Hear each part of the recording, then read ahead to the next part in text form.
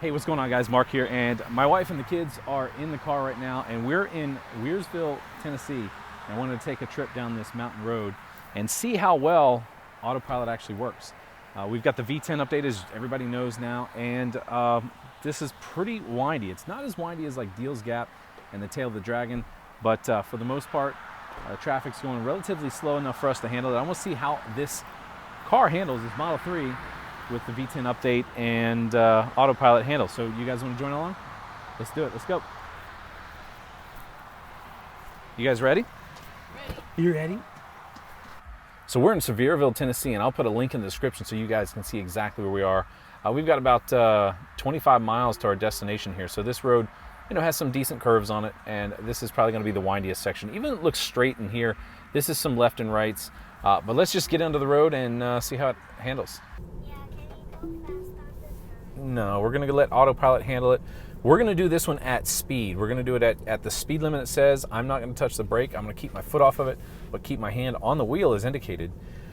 Currently going around this one, 32. I noticed in the last few updates that the speeds, when it approaches turns, if it's reading the map or whatever the case may be, autopilot seems to be doing a really good job at decelerating or slowing down, and that's pretty helpful. Now, don't forget, these aren't switchbacks like we had at, Deal's Gap, right? So we're not Tail of the Dragon. So when you do see this and watch this video, this is just a normal mountain road that's a pretty sharp turn there. That's about a good 90. That's close to a 90. It's like 80 degrees turn. And granted, we do have traffic in front of us, but the test is, will it autopilot? And again, right there, you guys might not be able to see it on here, but it is getting into the regen and slowing the car down as it goes around this turn. And what I'll do is I'll just push the speed up to 5 miles an hour of the speed limit, because that's usually where it limits it anyway. For some reason on this road, it allows me to go up higher. I don't know why that happens sometimes. Maybe it's just particular roads. But that way, if the cars go ahead of us or go faster, we'll be able to stay right along with them. How's the ride for you? Is it smooth? Yeah. Very smooth. How about you guys back there? You good? Good.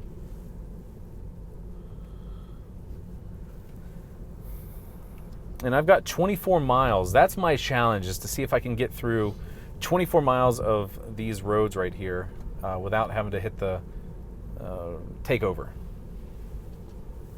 What's your bet? I might bet I'll have to take over at least once. Yeah. I say once.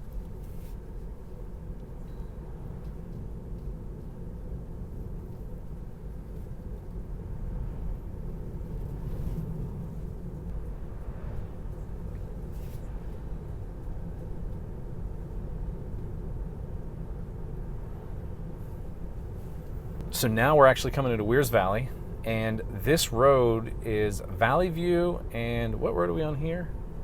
Wears Valley Road.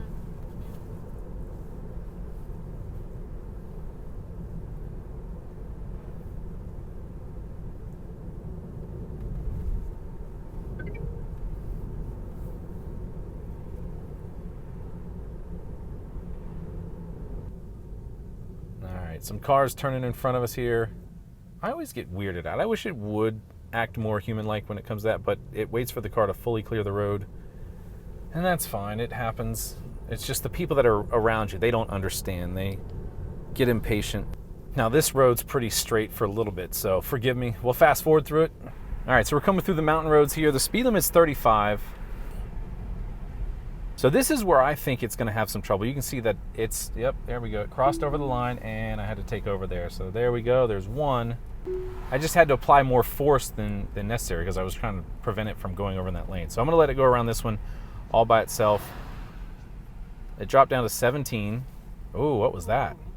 Now turn left to stay on Wears It's going to cross over this line right here, isn't it? Yeah, it is. Yep, car coming, so I got to take over.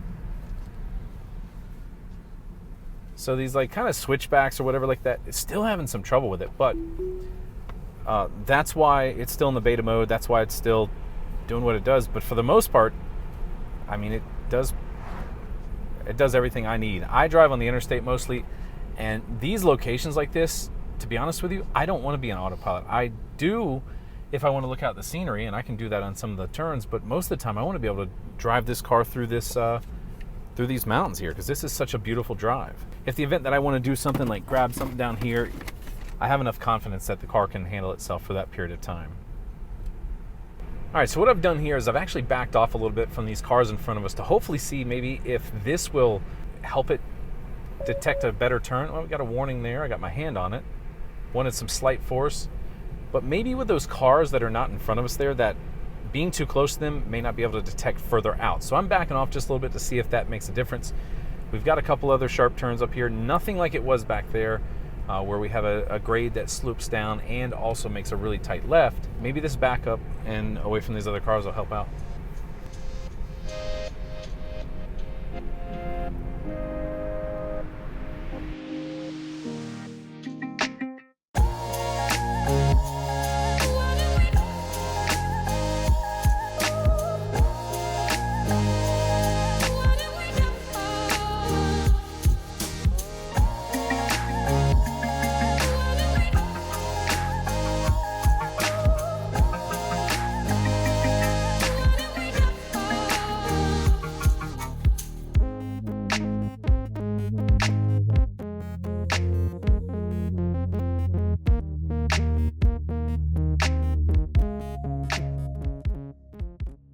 So where does autopilot work in the mountains?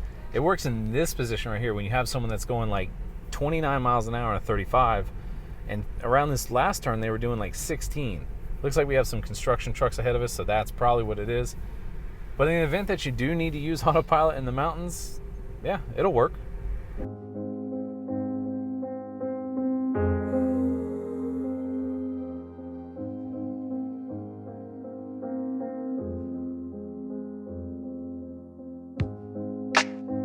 Still absolutely gorgeous through here.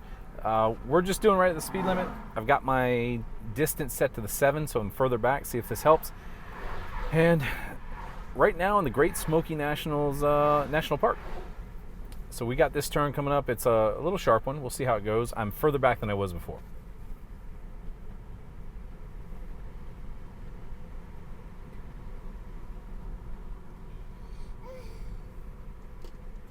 Really likes taking that turn kind of tight on that inside corner like that.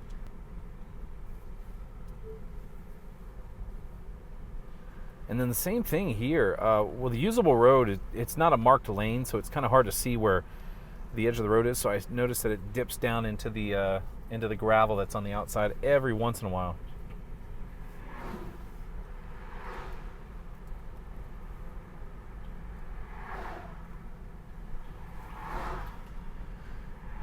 A little bit of a phantom brake there.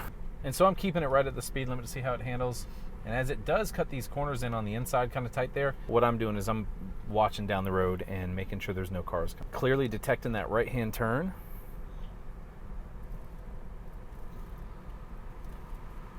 Yeah, there's a good sweeping turn. That one handled beautifully there. That was nice. Didn't touch the edge of the road and it didn't go into the outside. Maybe holding back really helped out. I'm not too sure, but it's a lot smoother than it was before when I was on that distance of 1 on the last car. So I'm thinking that being further back might help out. And that might be impossible because in these mountain areas like this, some people go so slow. Currently, we're doing the speed limit, so that's that. So it's 35 up here. I'm going to bump up to 35 ahead of time. And we're getting out of most of the windy area. That was the toughest area in this section. I think it handled pretty good. I don't know. What do you think? I did notice a difference when you backed off. Yeah, right? It seems better. Yeah. All right, we're in a little bit better of a section. I'm just going to go about 5 miles an hour of the speed limit here. You guys saw on the screen how well it works. So will this work in mountains? Yes, and the 2 or 3 reasons that I really think it would be beneficial is if you have traffic in front of you that's going really slow, then you can put it on and then enjoy the scenery a little bit more. So you can use your peripheral to make sure that you're not going outside of the road or the lanes. But I mean, you can really enhance your experience. Like when we're going through the mountains like this, I can just have a little bit more confidence in looking around and taking my eyes off the road for just a brief second and enjoying the scenery. That's really what I think it would work as, right? So as we come around these turns, the car is clearly slowing down and making sure that that it can navigate those turns properly like that. I didn't get kicked out of autopilot in this one, at least. Yeah.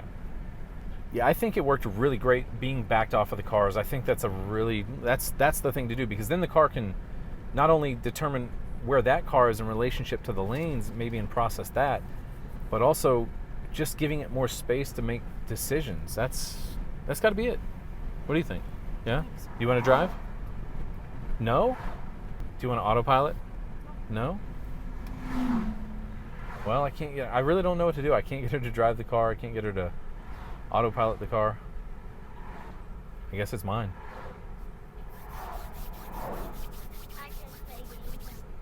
You can? What's your favorite game on this car? The racing one? That's the only one you really played. All right, I want to thank you guys for watching, liking, subscribing.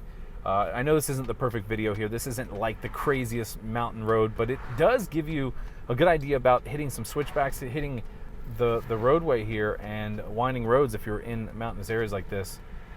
I think it really works good. We only have a center line on the road. I trust it through here. I'm keeping my hand on the wheel, and also being able to look at the scenery just a little bit more with confidence. So I'll see you on the next video here. If you want to see more videos of this, hit that bell button. You'll get notified when I do put some of those up. I've got about 4 coming pretty soon, and we'll see you again soon.